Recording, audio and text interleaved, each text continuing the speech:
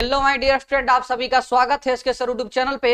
आज आप लोगों के लिए 12th फिजिक्स में जो मेरा सेशन चल रहा था 25 वीवीआई लॉन्ग क्वेश्चन का, उसका आज लेक्चर नंबर 3 है। तो लेक्चर हो चुका है, यदि आप नहीं देखे हैं तो प्लेलिस्ट में जाके देख लीजिएगा। आज तीसरा लेक्चर है जिसमें हम कराने वाले हैं गॉस का नियम।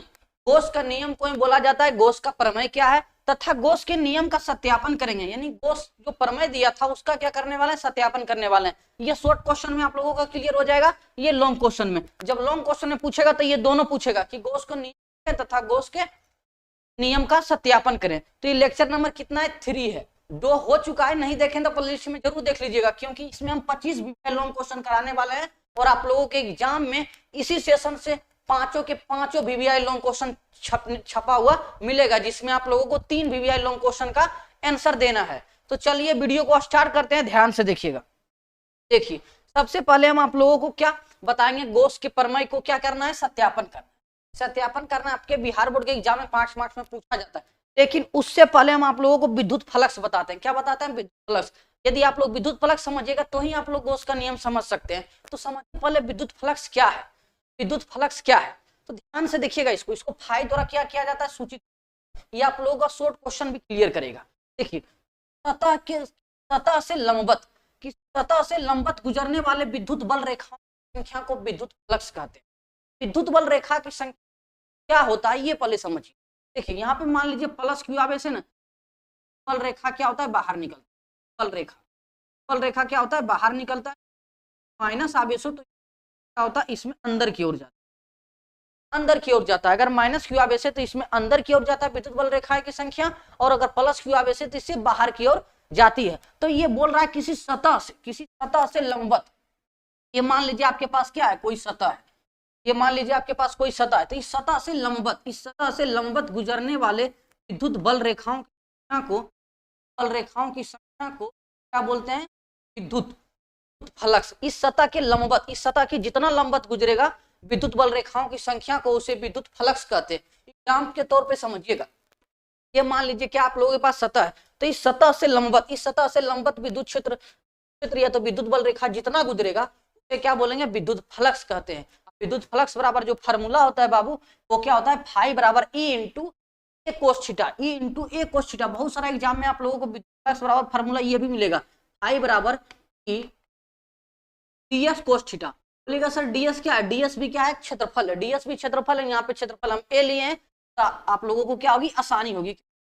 ये किससे किया जाता है, a किसका सूचित अंक है, तो क्षेत्रफल का है। तो विद्युत फ्लक्स बराबर फार्मूला हो गया I बराबर E इंटू ए कोस थीटा। तो बताइए इसका सदिश रूप, तो विद्युत क्षेत्र क्या है, एक सदिश राशि है तो दिखा दिए, और क्षेत्रफल भी क्या है, एक सदिश राशि है जिसके कारण उस पर तीर दिखा दिए।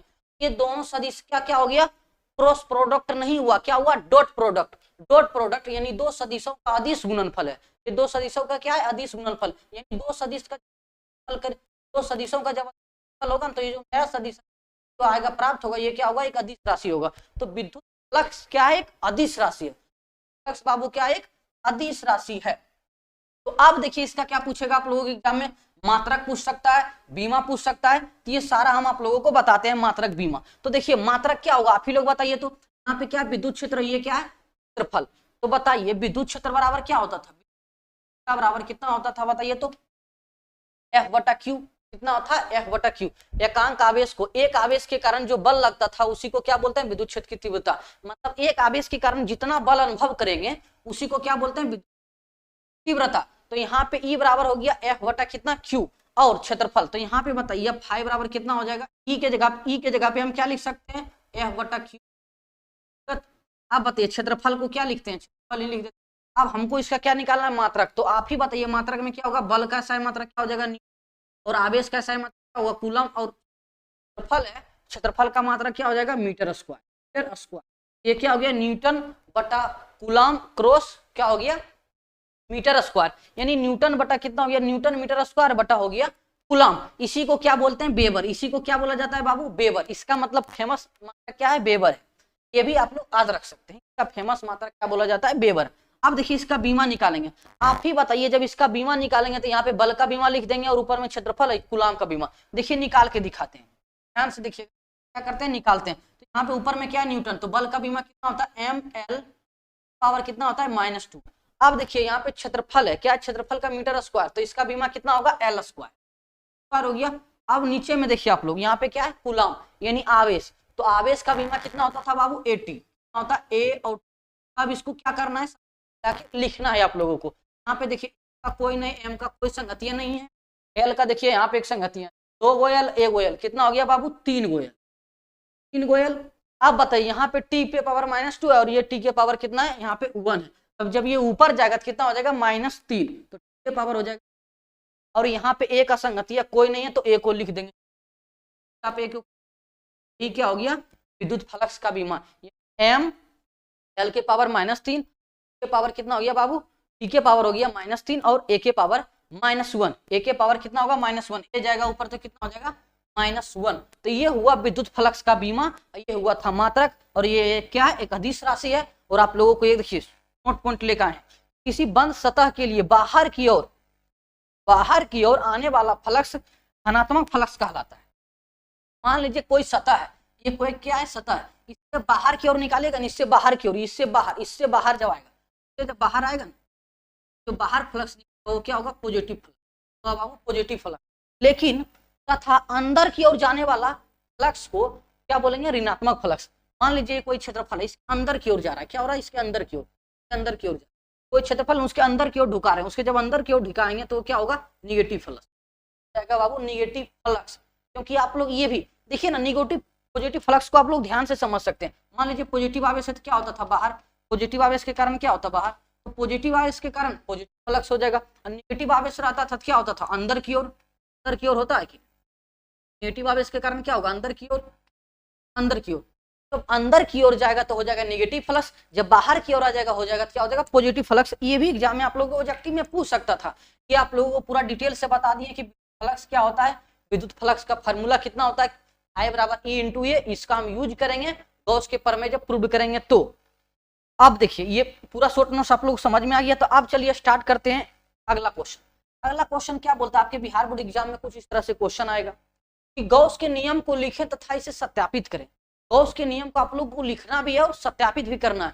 कभी भी गॉस के नियम को सत्यापन 5 मार्क्स में नहीं पूछा है, क्योंकि गॉस का नियम का सत्यापन बहुत क्या है, छोटा है। तो आप लोगों को गॉस के नियम को भी लिखने के लिए बोलेगा और उसको सत्यापन करने के लिए।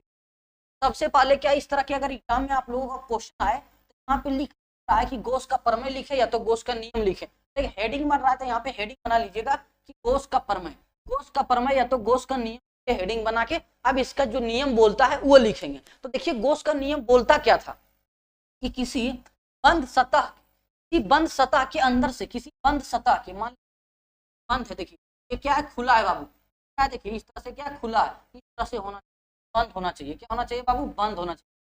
बंद सतह के अंदर से गुजरने वाला विद्युत फ्लक्स उस सतह के अंदर के कुल आवेश Q का 1/μ0 गुना होता है। ध्यान से समझिएगा, ये मान लीजिए कोई बंद सतह है, के अंदर में मान लीजिए +Q क्या है, आवेश है, +Q आवेश है। इसके अंदर से अब जितना भी विद्युत फ्लक्स निकलेगा, जितना भी क्या निकलेगा, विद्युत क्षेत्र रेखाएं निकलेगा, वही इसी को क्या बोलेंगे, फ्लक्स। निकले फ्लक्स वो क्या होगा, इसके अंदर जो आवेश था ना, उसका 1/1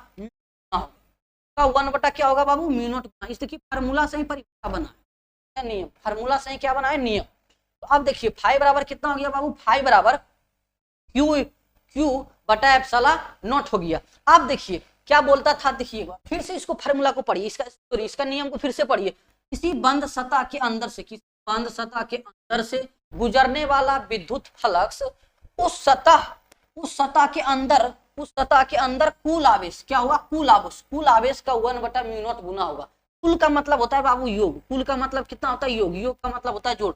यहाँ पे मैथमेटिक्स आप लोग पढ़े होंगे, ये जो लिखा हुआ ना इस तरह के सीना होता है योग, इसको बोलते हैं बाबू सिग्मा का मतलब क्या होता है, योग। तो यहाँ पे आप लोगों को ये है बाबू सिग्मा, और क्या हुआ, क्यू इन का मतलब हुआ अंदर वाला आवेश, क्या होगा, अंदर वाला आवेश, अब बटा क्या हो गया, μ0। अब बताइएगा सर ये क्या लिखे हैं, तो ये बाबू फ्लक्स है, फाई लिख दीजिए या तो क्या लिख दीजिए, E ई इंटू ए लिख दीजिए इस तरह से, क्योंकि हम इसको क्या सदिश के रूप में लिख दिए। जब इस डॉट को हटाएंगे तो क्या यहाँ पे कोस लग सकता है, यानी फाई के जगह पे हम ये भी लिख सकते हैं ए कोस थीटा, ये भी लिख सकते हैं, या तो ई के हम क्या सदिश रूप में सकते हैं, क्योंकि कोस थीटा को हटाएंगे तो यहाँ पे क्या लगेगा, डॉट लगेगा। तो ये भी लिख दीजिए और इसके बराबर आप लिख दीजिए क्यू बटा एप्सिलॉन नॉट।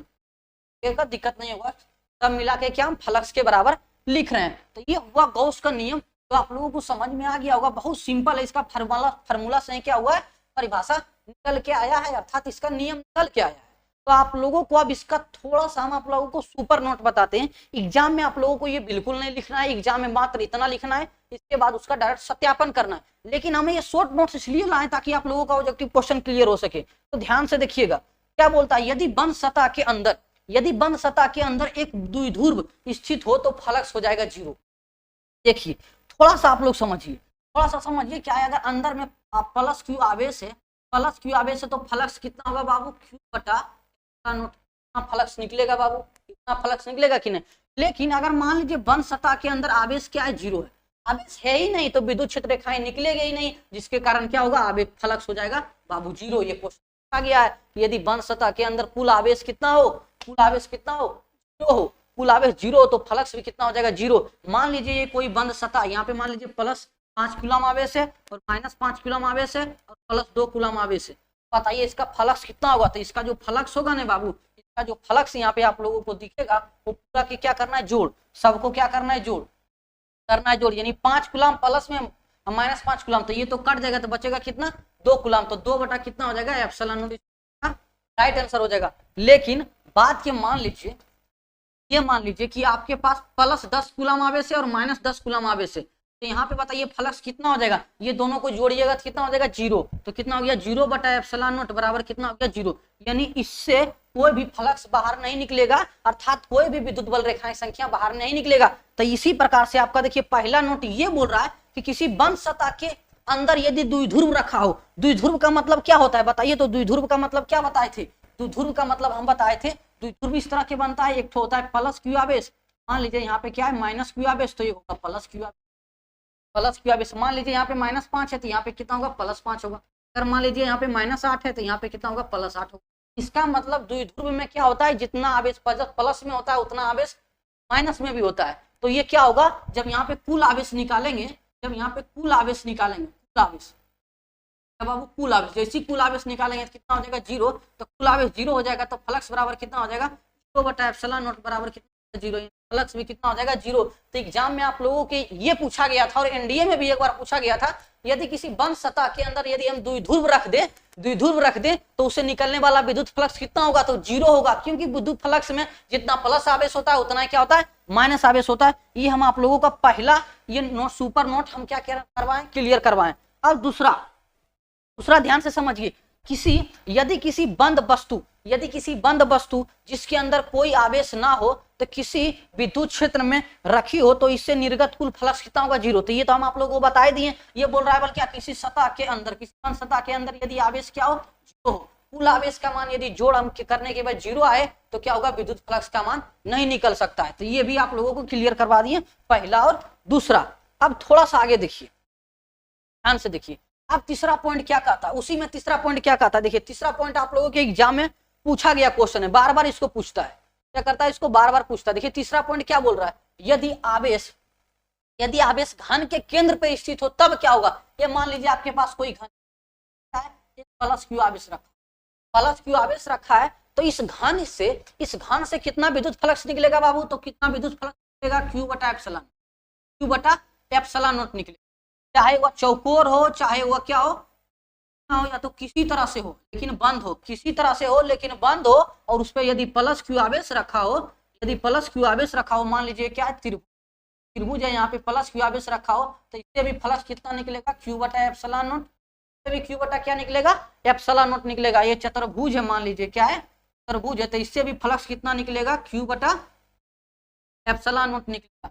लेकिन यहाँ पे क्या है बाबू, तो घन है, तो घन से भी उतना ही निकलेगा। लेकिन एग्जाम में ये पूछे कि त्रिभुज में ये क्या होता है, 3 गो किनारा है ना, ये 3 गो किनारा है, तो किसी एक किनारा से या तो किनारा से निकलने वाला विद्युत फ्लक्स क्या होता है, किसी एक किनारा बोले या तो किनारा बोले, दोनों में क्या होता है, सममित निकलता है यानी समान निकलता है। तो जैसे ही बोलते कि त्रिभुज के फ्लक्स निकलेगा, तो फ्लक्स पूछ रहे हैं लेकिन किनारा का पूछ रहे हैं, किनारा का पूछ रहे हैं, तो कितना होगा Q बटा एप्सिलॉन नॉट। लेकिन इसमें किनारा कितना है, किनारा कितना है ये बताइए, तो किनारा कितना है, 3 है, तो यहाँ पे 3 कितना करेंगे, 3 से भागा लगा देंगे। ये हम त्रिभुज के लिए बताएं, हम आप लोगों के लिए घन के लिए बताएंगे, क्योंकि घन का एग्जाम में पूछता है। अगर भुजा भी कितना होता है बाबू, भुजा भी 3, तो यहाँ पे क्या होगा, भुजा के लिए भी पूछेगा तो Q बटा एप्सिलॉन नॉट, लेकिन 3 से क्या करना पड़ेगा, भागा करना पड़ेगा। यदि एक भी भुजा पूछे, एक भुजा के लिए पूछे या तो सिर्फ भुजा बोले, लेकिन उतना ही होगा, क्योंकि एक भुजा या तो भुजा के लिए संगत होता है। तो यहाँ पे आप लोगों के एग्जाम में यह पूछा जाएगा कि आप बताइए कि घन के केंद्र में यदि प्लस Q आवेश रखे हैं तो इसके निकलने वाला कुल विद्युत फ्लक्स कितना होगा। यहाँ पे क्या लिखे ऑल, तो मैंने कुल विद्युत फ्लक्स कितना होगा, Q बटा एप्सिलॉन नॉट होगा। लेकिन यदि सिर्फ सतह पूछे, क्या पूछे, सिर्फ सतह, तो एक घन में कितना सतह होता है, पूरा 6 सतह। कितना सतह बाबू, 6 सतह। देखिए कोई भी घन को लीजिएगा तो 3 ही सतह दिखेगा, 3 सतह दिखेगा और 3 सतह छुपा हुआ रहेगा। देखिए एक सतह यहाँ पे है, इसके विपरीत सतह छुपा हुआ, एक सतह यहाँ पे, इसके विपरीत सतह क्या हुआ, छुपा हुआ, एक सतह यहाँ पे दिख रहा है, इसके विपरीत सतह छुपा हुआ है। तो टोटल 6 सतह होता है। तो सतह से निकलने वाला विद्युत फ्लक्स कितना होगा, Q बटा एप्सिलॉन नॉट, लेकिन 6 से भागा देना पड़ेगा क्योंकि यहाँ पे 6 सतह इसमें है। अगर कोई एक सतह के लिए भी पूछता है तो हम यही जवाब देंगे, और सिर्फ सतह बोलता है तो भी यही जवाब देंगे। लेकिन अब एग्जाम में कोना पूछ सकता है, कोना देखिए कितना कोना, 1 कोना, 2 कोना, 3 कोना, 4 कोना, 5 कोना, 6 कोना, 7 कोना। ये कोना क्या है, छुपा हुआ है, इसके जस्ट वहां पे होगा। एक कोना क्या है, छुपा हुआ, यानी टोटल घन में 8 कोना होता है। और यदि कोना से निकलने वाला विद्युत फ्लक्स की संख्या पूछे कि एक घन है, और यदि कोना से हमको पूछ रहा है कि विद्युत फ्लक्स कितना निकलेगा, तो हम बताएंगे Q बटा एप्सिलॉन नॉट बटा 8 से भागा देंगे, क्योंकि एक घन में 8 कोना होता है। यदि एक कोना के लिए भी पूछता तो यही बताते हैं, और सिर्फ कोना लिख के देगा तो भी हम यही बताएंगे। अब देखिए आगे क्या पूछ सकता है, ये एग्जाम में देखिए पूछा गया, सतह के लिए पूछा गया, हो सकता है ये भी पूछ सकता है और ये भी पूछ सकता है। ये दोनों क्या हो सकता है बाबू, पूछ सकता है। तो कोना समझ में आ गया, किनारा, तो ये घन में कितना किनारा होता है, तो टोटल 12 किनारा होता है। टोटल कितना होता है बाबू, 12 किनारा। तो यहाँ पे 12 से भागा देना पड़ेगा, यहाँ पे क्या हुआ, छूटा हुआ है, तो यहाँ पे क्या होगा, Q बटा एप्सिलॉन नॉट इंटू कितना होगा, 12। बोलेगा सर किनारा किसको बोलते हैं, ये देखिए लाइन में दिख रहा है ना, 1 2 3 4 5 6 7 8 9, और बाकी सारा क्या हुआ है, बाकी जो 3 हुआ है ना, छुपा हुआ किनारा। ये जो लाइनिंग दिख रही थी ना, वो क्या है बाबू, किनारा है। किनारा टोटल 12 होता है। यदि टोटल 12 होता है, तो यदि किनारा के लिए विद्युत फ्लक्स पूछेंगे तो Q बटा क्या बोलेंगे, 12 एप्सिलॉन नॉट से क्या करना है, हमको भागा देना है, 12 से इसमें भागा देना है। तो ये तो समझ में आ गया होगा। ये आप लोगों का short question clear, positive question clear करने में काफी ज्यादा मदद करेगा। और यहाँ से एनडीए में क्वेश्चन पूछा गया है और बार बार पूछा जाता है। अब देखिए आगे, अब हम क्या करेंगे, गॉस के नियम का सत्यापन करेंगे। सबसे पहले आप लोगों के गॉस के नियम के सत्यापन करने में सबसे पहले आप लोगों को क्या करना है, गॉस का नियम लिखना है। बस इतना ही लिखना है, इतना लिखना है, इतना जो बताएं आप लोगों को ऑब्जेक्टिव क्वेश्चन क्लियर करवाने के लिए, इतना लिखना है। इसके बाद इसके नीचे देखिए हेडिंग क्या देना है, इसके नीचे देना है हेडिंग ये, गॉस के प्रमेय का सत्यापन। गॉस के प्रमेय का सत्यापन, गॉस का प्रमेय होता तो क्या था, I बराबर कितना होता था बाबू, I बराबर होता था Q बटा एप्सिलॉन नॉट। यहाँ पे इन लगा देते थे क्योंकि अंदर का ही ना आवेश है, और ये सिग्मा का मतलब होता है जोड़, टोटल आवेश का क्या होता है, जोड़। ये हमको प्रूव करना है, ये बाबू क्या करना है, साबित करके लाना है। तो साबित करने के लिए, गॉस के नियम को साबित करने के लिए सबसे पहले क्या करना पड़ेगा, सतह लेना पड़ेगा, गोलाकार एक बंद सतह लीजिए और इसके केंद्र पे प्लस Q आवेश रख दिए, पे क्या किए, प्लस Q आवेश रख दिए। और इससे R दूरी पे क्या करना है, R दूरी पे हमको निकालना है विद्युत क्षेत्र की तीव्रता। क्या निकालना है बाबू, विद्युत क्षेत्र की तीव्रता निकालेंगे। इसके बाद हमको पता चलेगा कि इस गोला के अंदर जो Q आवेश है, इससे कितना विद्युत फ्लक्स निकल रहा था। कितना निकलेगा, इतना निकलेगा, क्योंकि गॉस बाबा ने बताया था इतना ही निकलेगा। लेकिन वो निकलेगा कैसे, उसको साबित करना है। तो देखिए साबित करने के लिए इतना फिगर बनाना है, ये विद्युत क्षेत्र निकल रहा है, प्लस Q आवेश से तो बाहर निकलेगा, इसीलिए क्या किए, बाहर की ओर दिखा दिए। ये क्यों लगाया है, क्योंकि ये क्या है, एक सदिश राशि। इसीलिए हम जब 12th में तो बहुत दिन समझ में नहीं आया, सर ये त्रिज्या देते क्यों है, तो त्रिज्या इसलिए देते हैं बाबू कि ये सदिश राशि है, जो सदिश राशि रहेगा उस पर त्रिज्या लगाएंगे, जो सदिश राशि नहीं रहेगा उस पर त्रिज्या नहीं लगाएंगे। ये विद्युत फ्लक्स एक सदिश राशि नहीं था, इसीलिए इस पर त्रिज्या नहीं लगाते हैं। अब देखिए क्या करना है, ये फिगर के बारे में आप लोगों को फिगर का बात यहाँ पे लिखना, तो पूरा एकदम सटीक है। क्या लिखना है, मान लिया कि O केंद्र वाला कोई गोला है, कोई क्या है गोला है जिसकी त्रिज्या क्या है बाबू आर, जिसकी त्रिज्या क्या है आर है, जिसकी त्रिज्या आर है तथा केंद्र ओ पर प्लस क्यू आवेश रखा गया है। बस इतना तो आप लोग फिगर में लिख ही सकते हैं कि मान लिया कि ओ केंद्र वाला कोई गोला है जिसका त्रिज्या आर है और उसके केंद्र ओ पे प्लस क्यू आवेश रखा गया है। अब देखिए क्या लिखना है आप लोगों को, गोले के पृष्ठ, गोला का ये क्या है बाबू पृष्ठ, गोला का ये बाबू पृष्ठ, तो गोले के पृष्ठ पी पे, यहाँ पे गोला के पृष्ठ है ना, छोटा सा बिंदु एक पी लिए, छोटा सा बिंदु क्या लिए, पी लिए, पी पर प्लस क्यू आवेश के कारण विद्युत क्षेत्र की तीव्रता निकालना है। विद्युत क्षेत्र की क्या निकालना है बाबू, तीव्रता। ये बिंदु पी पे निकालेंगे, बिंदु पी पे निकालेंगे विद्युत क्षेत्र की तीव्रता। तो बताइए क्या है, प्लस क्यू आवेश है, इसका मतलब ये बिंदु आवेश है, तो बिंदु आवेश के कारण विद्युत क्षेत्र की तीव्रता कितना होता था, के क्यू बटा आर स्क्वायर, के क्यू बटा आर स्क्वायर। हम के बार बार लिखते हैं और के का मान बार बार हम आप लोगों को बताते हैं कि के बराबर, के का जो मान होता है 1/4 पाई एप्सिलॉन नॉट होता है, 1/4 पाई एप्सिलॉन नॉट होता है। और इसी का मान आप लोग लिखिएगा तो 9 गुना 10 पे पावर कितना होता है, 9, 10 के पावर 9। इसका मात्रक आगे आप लोगों को लगाना है, न्यूटन मीटर स्क्वायर बटा कूलम स्क्वायर उसका क्या होता है, मात्रक होता है। अब देखिए के का मान कितना हुआ बाबू, इतना हुआ, तो के जगह पे इतना आप लोग लिख भी सकते हैं। हम तो कहेंगे शॉर्ट में लिखिए, अंत में प्रूव करते हैं ना तो हम उसको मान लिखते हैं। ये हो गया समीकरण 1, इसको समीकरण 1 मान लेंगे क्योंकि इसका यूज होगा आगे। फिर से इसको बोलते हैं, गोला के अंदर केंद्र पे प्लस क्यू आवेश था यानी बिंदु आवेश है, इसके कारण बिंदु पी पे हमको क्या निकालना है, विद्युत क्षेत्र की तीव्रता। तो कितना हो जाएगा, के क्यू बटा आर स्क्वायर, क्योंकि एक बिंदु आवेश है और बिंदु आवेश के कारण विद्युत क्षेत्र की तीव्रता इतना ही होता था।